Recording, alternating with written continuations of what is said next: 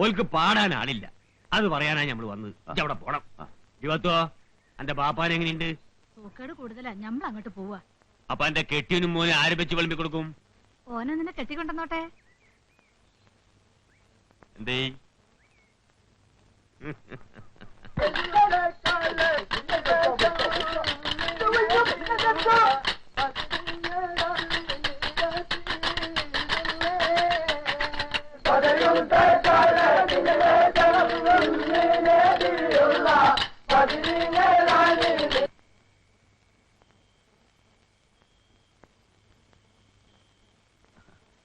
ആചാര്യോടൊരു കാര്യം പറയാനാണ് നമ്മൾ വന്നത്. നിങ്ങൾ കളിച്ചോളി.